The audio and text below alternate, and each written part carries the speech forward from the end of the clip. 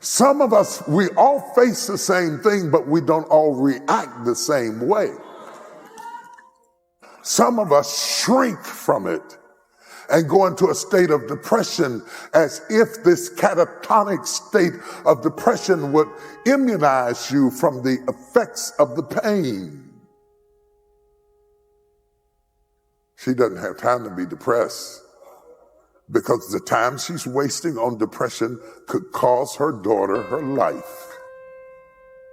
So she makes, instead of making the decision to react with depression, she becomes desperate and determined. I won't even talk about desperate because I did that last time, and you need to get the desperate thing because until you understand desperate, you won't understand the way we worship.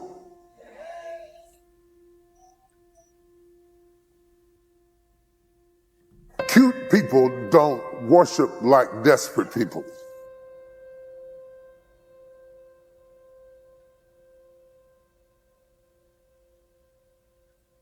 Cute people are more worried about their mascara. But when you get desperate, you will mess up your whole. When you get desperate, you don't care about your edges. You don't care about your curls. Come on, when you get desperate, you don't care that your tie is crooked. You don't care if you don't have on a tie. You don't care if you come out of your shoes. Have you ever had a problem that made you desperate and radical for Jesus? I mean radical for Jesus. I mean uncouth for Jesus. You don't care if you're on key or out of tune. You don't care whether the band can pick you up or not because you are desperate. There are some desperate people in this house right now. There are some determined people in this house right now. You don't get up in the morning at 6 o'clock in the morning, jump in the shower at 6:45, get out in traffic on a Sunday if you're not a desperate person. All the desperate, determined people make some noise in this house.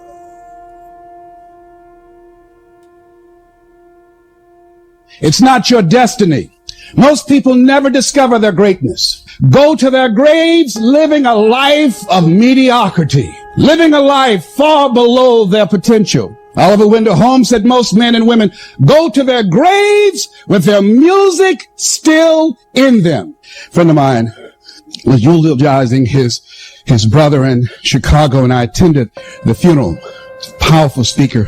He gives a presentation called How to Start Over Again, How to Make It from Scratch. Dwight had lost his life for years to drugs and crack cocaine, lost everything, and he came back again. Comeback power going around the world, changing people's lives. And he was eulogizing his brother, and he said, my brother was in the room in California. They told me he died by himself. And he said, and I submit to you that my brother didn't die by himself. A lot of dreams, a lot of potential. My brother had a lot of good ideas. And my brother was one of those guys that said, one day I'm going to, and everybody started laughing because everybody knew his brother was talking about various things all the time. One day I'm going to do this. I'm going to do that. And one day I'm going to do. He had a lot of good ideas that he never acted on. And when he died, when he took his last breath, all those ideas went down in the grave with him.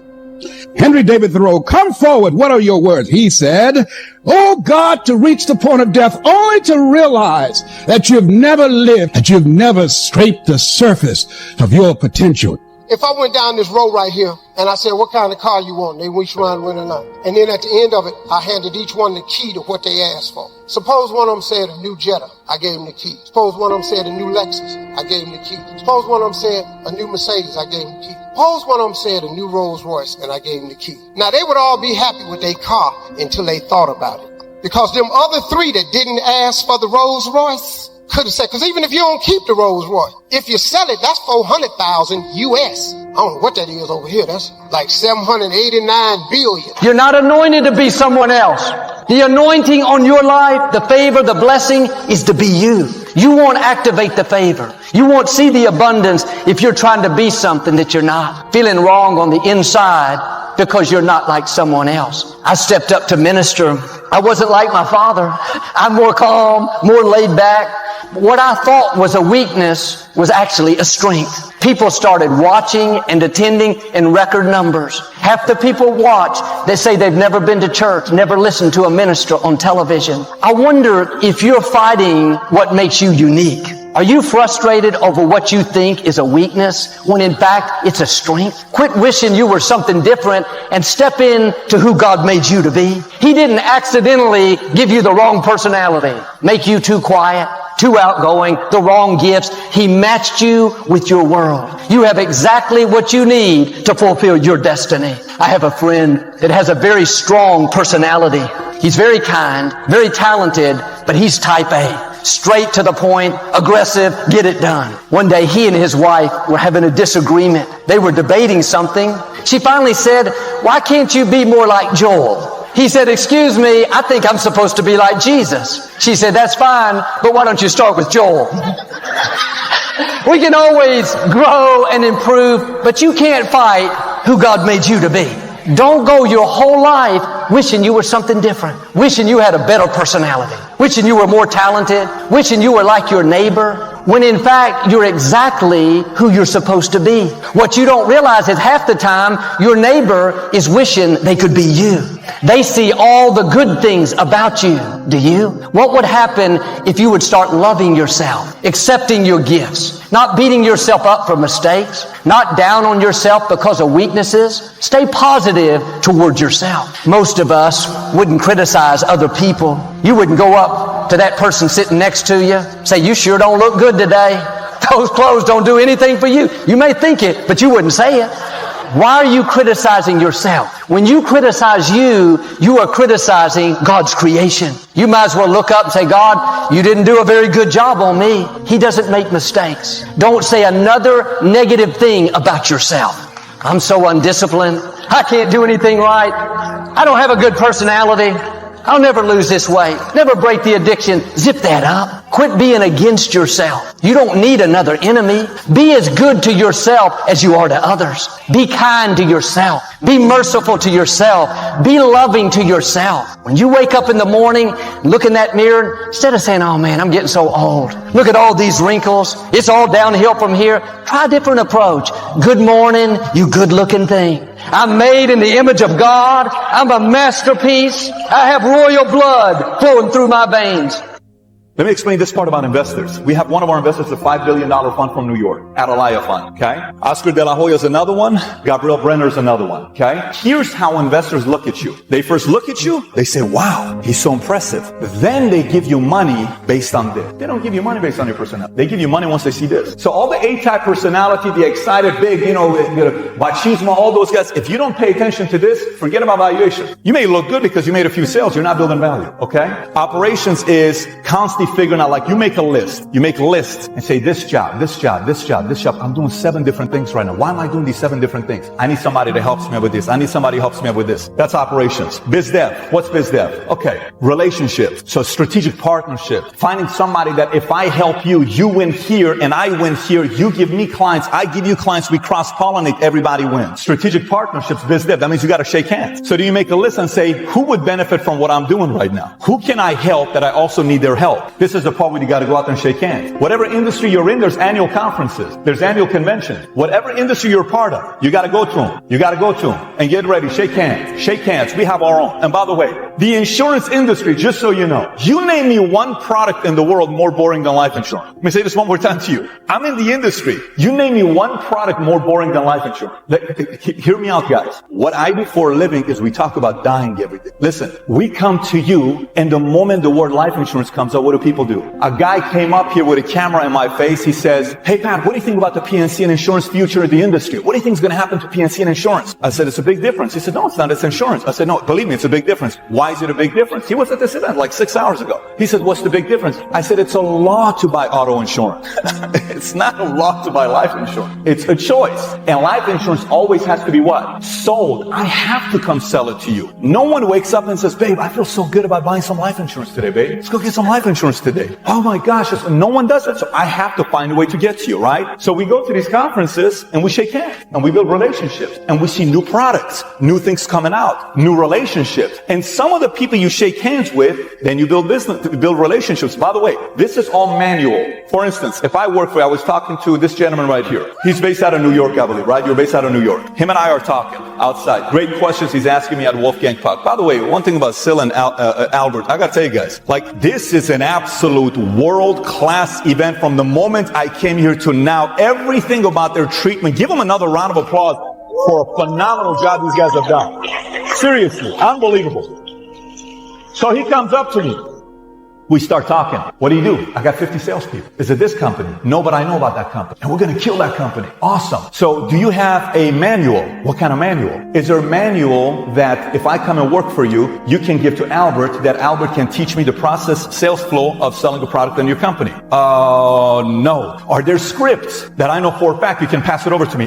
Yes, no. All of that stuff is down here. It's good, but it's not exponential. Here's exponential, okay? This is the part of the business that gets your business to suddenly grow. So exponential growth, one of them to the left is next innovative campaign. What's the next innovative campaign? Next innovative campaign is, who remembers when Mitsubishi first came out with the next innovative campaign? They said 0% down, 0 down, and we pay for your gas for 12 months. Who remembers that? Anybody remembers that? Gas for 12 months. You know what I said? Here's what I said. Brilliant. Because everybody on TV was talking about gas prices are $5. And people are like, oh my gosh, babe, they're going to pay for our gas for 12 months. Let's go buy Mitsubishi. It's not, it's like all they're doing is giving you a $2,500, what do you call it? What do you call that stuff? A rebate. It's not a big deal. But what a great next innovative campaign. Hey, right now, if you become a Prime member of Amazon, we're going to give you extra stuff. Oh my gosh, they're giving this away. They're not giving it away. Believe me, no one gives anything away for free. They're going to make their money. So you in this part, this right here, guys, this, like I talk about 4 things I say. You got to outwork, you got to out-improve, you got to out-strategize, outlast. One more time. Outwork is what? Hard working, right? How many Latinos do we have in the room here? Any Latinos here? Okay. Hey, can we all say that Latinos are some of the hardest working nationalities in America or the world? Yes or no? How come not a lot of them are millionaires? Because they just know how to work. I don't know many lazy Latinos, but they're hard working. Put me in the game, coach. It's the anthem of everyone who has ever sat on the sidelines of life and felt like you deserve to be out there. You felt like I have something I can contribute. It's about helping the team. Like, I see the team behind. I know I got something for them. Coach, put me in the game. It's as if you're Rudy all by yourself. You know that perhaps somebody might be faster, bigger, stronger. They may have been born with better genetics, but what they don't have is that innate talent and that gift and that will that's within you. Put me in the game. So this is what it's like. The gift I want everybody to receive is you can get good at anything you set your mind to. But do you actually set your mind to it? Do you have that inhuman level of follow through? Do you keep pushing and fighting long after it stopped being fun, deep into boredom, because you have a why? You know why you're doing what you're doing, and you're just driving towards that. And when you have that, you can accomplish this extraordinary stuff. If you take people, and I've told you this, and you expose them voluntarily to things that they are avoiding and are afraid of, that they know they need to overcome in order to meet their goals, their self-defined goals. If you can teach people to stand up in the face of the things they're afraid of, they get stronger. And you don't know what the upper limits to that are, because you might ask yourself, if for 10 years, if you didn't avoid doing what you knew you needed to do, by your own definitions, right, within the value structure that you've created, to the degree that you've done that, what would you be like? Is an anthem. It's a mantra for everyone that's been an underachiever because they weren't given an opportunity. So you got to go out and you got to take it. The only way that you can take it is that you put in the hard work and you put in discipline. And that discipline is getting up early in the morning. I hit the gym. I put in the cardio work. I eat right. And when I get done with that, and at the end of my day, I make sure that I sit and I look at my goals and I remind myself, this is who I'm becoming. Get back to living your life. Because at the end of the day, most of us gonna realize this. We wasted our life for a person, for people, for a job, for whatever in this world that could give a damn about us. And life is too short to settle. Life is too short to suffer. Life is too short.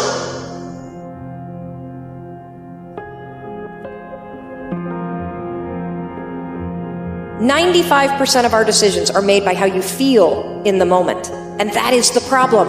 Do you feel like making that cold call? No, you don't. Do you feel like doing that third set of reps? No, you don't. And if you accept the fact that you may never feel ready, and you may never feel motivated, and you may never feel courageous, and that's okay, but you can still push yourself forward. As you start to see yourself becoming the person that takes action, guess what happens? You build the skill of confidence and courage.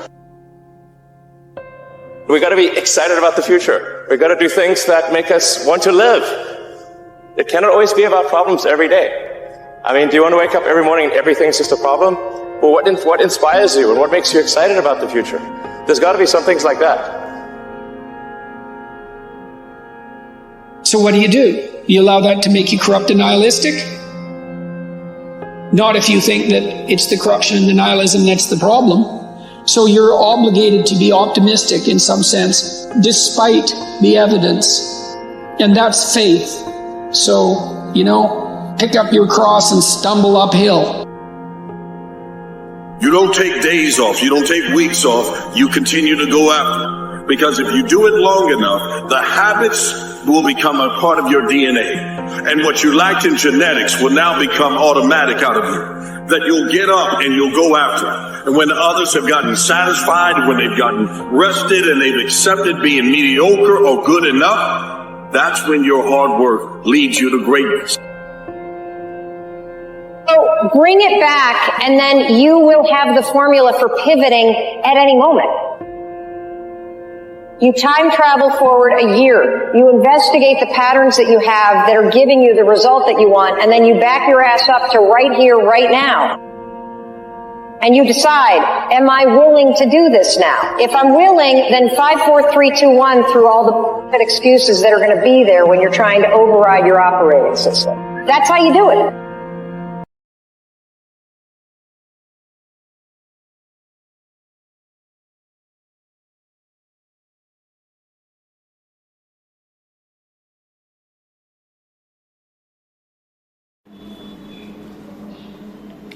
When you face hardship, don't shrink back. We all encounter challenges in life.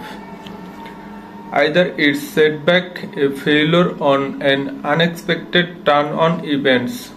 Hardships are inevitable, but it's not the hardship themselves that define us. It's how we respond to them that truly matters. When faced with difficulties, it's natural to feel overwhelmed, to want to retreat, to shrink back. But it's precisely in those moments that we need to summon our inner strength, our resilience, and push forward. Think about it. Some of the greatest achievements in history were born out of adversity. It's when we are faced with challenges that we discover what we are truly capable of. So when life throws curveballs your way, don't shrink back. Embrace the challenges. See it as an opportunity for growth, for learning, for becoming the best version of yourself. Remember, it's not about avoiding hardship. It's about facing them head on with courage, determination, and unwavering resolve. A group of people supporting each other, symbolizing unity and strength in adversity. So when life throws curveballs your way, don't shrink back. Embrace the challenges. See it as an opportunity for growth, for learning, for becoming the best version of yourself. Remember, it's not about avoiding hardship. It's about facing them head on with courage, determination and warming resolve